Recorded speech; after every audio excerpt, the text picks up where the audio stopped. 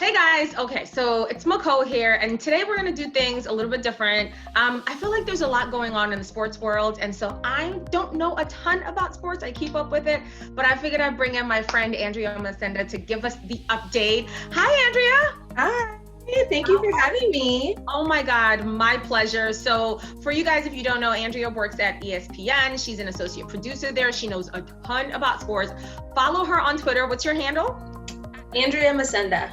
Perfect. Make sure you follow her on Twitter. Last name. She tweets a ton about sports. She's super entertaining. Make sure you follow her. Okay, let's get started with what is probably the biggest story, I think, in the sports world right now. There's a lot. But Maya Moore with this bombshell announcement. Okay. Love. Right. What did she say on GMA this morning? Okay, so for those of you guys who don't know, Maya Moore is one of the greatest women's basketball players probably ever, easily first ballot Hall of Famer. Incredible basketball player who 2 years ago decided that she was going to walk away from sports and she was going to help a man who was wrongfully convicted and serving a 50-year prison sentence get free. And today we've learned, so 2 months ago, he was freed from prison after serving 23 years. Incredible. So it was a major accomplishment, beautiful. And today they announced that they are married. Wow. And so I didn't see it coming. A lot of people didn't see it coming. But yeah, she's been fighting she's known this man since she was 18. So for a lot of his sentence, she's known about his story and always was really captivated by it. And obviously like that turned into her fighting for it. And so then over that time, I think that their feelings just, came about. Naturally progressed. Yeah. What do you say to people? Because I saw some of the reaction on Twitter. People were like, she was 18 when they met. There's quite a huge age gap between the two of them. I think it's like 9 years or something like that. Mm-hmm. What do you say to people that think maybe there's some predatory behavior? Maybe he's trying to take advantage of her. What are your thoughts on that? So, I mean, I don't know enough to like judge a relationship like that, but what it seems to me from what I saw on GMA this morning was that it was really important for him that she was able to live her life. So he never proposed to her while he was in prison. He never put her in a position to where she felt like I can only be loyal to this man and do nothing else, because one of the things that he said was, I wanted to propose years ago. I just didn't want her to feel like she was, only for me or couldn't go live her life or, right. You know what I mean? I just gotta root for love. I know. We're rooting for love. They look so happy. I love the photos of them on her wedding day that she shared. I'm surprised that she was able to keep it such a secret because, she's such a big star. As you mentioned, she's probably arguably one of the best WNBA player. But I really love how the women of the WNBA have been on the forefront, right? When it comes to speaking about police brutality, they've been doing the work. They've been doing it. Yeah, they've been doing it. A, before it was cool, and B, before, because NBA players are obviously the most vocal of all professional athletes in the male field, but everything that they've done, the WNBA has really provided a blueprint for them. What Maya Moore did is a huge thing, and it's a big piece of this group of women who've been leading the way. Absolutely. So much props to them. I love them. I support them. And speaking of people that are doing work in that social justice activism area, we got to talk about Naomi Osaka. Yes. And it's really interesting to me. First of all, super proud of her accomplishments this past week. That was a great match. But it's interesting to me that in football, although that's a different sport, Colin Kaepernick is still being blackballed for speaking out about social justice, police brutality, and yet Naomi seems to be almost welcomed in that way that she can talk about, the victims of police brutality. Do you think there's a shift that is starting to happen in sports? Yeah, I think there's a very clear shift because 4 years ago, Naomi Osaka couldn't have worn the face mask that she did and make that statement without backlash.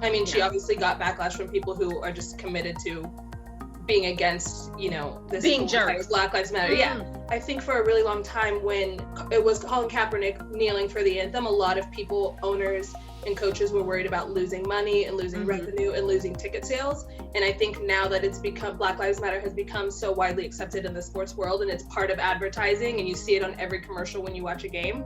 Yeah. Okay, well maybe this will get us money. That's such a good point though, because the shift is now commercial, so they realize that they're not losing out on revenue, so they feel more comfortable, which makes me question, is it really genuine? But I guess time will sort of tell. You can absolutely question that. I think that everybody can question that because at the end of the day, these billionaire companies are not going to do anything that's going to hinder profit.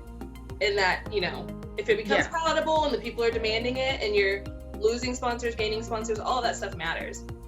Well, then give Colin Kaepernick and Eric Reed back their jobs. But that's another topic for another day. Give them back their jobs. All right, so we have to talk about profit. We talked earlier today about the Big Ten and how they're coming back and how that was sort of a last-minute decision. I'm curious to know, in terms of football, right, we've seen the NBA be super successful with the bubble, right? Meaning all these players have been able to play in this bubble and there've been no cases of coronavirus and they've kept it contained. What do you think about football? Can that sort of keeping it in the bubble, keeping people safe? Do you essentially think that they can keep the football players safe while they are playing football, college football? I think it's tricky because you're talking about young people, very young people in college towns who are not with their parents anymore and who have not seen each other in 6 months. And so the issue that you're seeing when you see college football players testing positive for coronavirus is usually something that happened outside of the facilities. They're at their fraternity houses. They're bars. So there was a huge outbreak at LSU over the summer, and recently, like, that has come back into the news. And one of the things is like, yeah, we had maybe 30 players test positive for coronavirus, but they didn't get it here. We have a very safe environment that we've created for football players here. They all got it at the bar. See? So now all of these players are banned from going to the bars. But I don't know. I mean, the NBA and the WNBA are successful because it's a controlled environment. Right. So if it's not controlled, then anything can happen. Do you think the decision to make, sports sort of come back, especially college football, do you think that was largely political? Because, Trump is claiming that he had some say in this and he's taking responsibility for it. Yeah. Do you think in your opinion, are they putting the players' safety at risk by having them come back? Obviously. Yeah.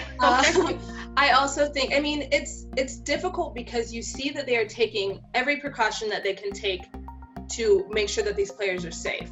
Yeah. But at the same time, they're also protecting a profit because this is $1 million, billion-dollar business, college football. And you just kind of have to hope that these kids can stay safe and don't have to deal with any long-term damages. Of course, what happens when you play in the NFL and CTE, that's one thing that they have to deal with. But now the effects of coronavirus, we truly don't know. I just hope that they stay safe and that, listen, I understand that there's money that needs to be made. We talked about our industries going back to work. I get that, but I hope that they can do that safely. Let's talk about this game that happened last night, the Clippers game. I saw you tweeting about it. Everyone was like, is this game real? What went down last night? Oh my gosh. So game 7, which if you love basketball, magical words, is game 7 because that means it's win or go home. It's always really exciting. This playoff has seen teams that were not supposed to win, who are not supposed to still be in the bubble. They're still in the bubble and they're taking out a lot of these Titans, and it's been really cool to watch. And that's what we saw yesterday. A lot of people, most people who have been really invested in the playoffs this year have said that the Clippers were going to win everything. Mm-hmm. They have the Kawhi Leonard on their team who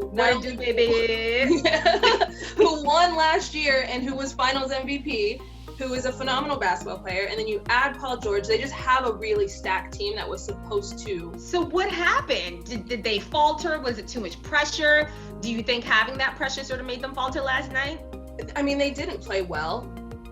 It was a lot of times game 7 for some people can just be exasperating, and especially if you weren't expecting to play it. They weren't expecting the Nuggets to take them to 7 games. They were up by 3-1, so they were supposed to win. And so when game 7s come to you when you weren't expecting them, it's a lot harder to perform, I think. And they had players yesterday who usually play a lot of the games who were just tired, who were asking to sit down after 3 or 4 minutes, which is unheard of. But 2020 has been a rough year, so people I'm tired. I get it. I'm tired. I can't even do this. Now, okay, so who are you rooting for? Because now, of course, the Clippers are out. I know there's a lot of talk, maybe the Lakers. Who are you rooting for to sort of take it all? Anytime I can see LeBron win a championship, I think it's really special. I think the Lakers fan base has gone through a ton this year of just heartbreak with the passing of Kobe Bryant. So would it be amazing to see them win? Mm-hmm. Absolutely. I also have been really intrigued by the Miami Heat. Okay. They've been fun. They've been really fun to watch. And I think that we're in this weird year where there are no fans, there's no home court advantage, so you're seeing teams perform in ways that you wouldn't see. It's interesting for sure. Yeah. So it brings a certain new dynamic. Okay. Yeah. We'll keep an eye out. I was definitely rooting for Steph and them. Oh yeah, they'll be back, but injuries definitely got the best of them this year, and they didn't really. It was 2020. It was a rough year, so we'll chalk it up to that. Yeah. Well, listen, this has been so much fun. I love talking sports with you. I just love getting the update from you. So thank you so much. Having me. Of course, my pleasure. Make sure you guys follow Andrea. There's tons of news that's breaking around sports all the time. So make sure you follow her on Twitter. She's always tweeting about sports. All right, guys, we will see you soon. Thank you, A. Bye.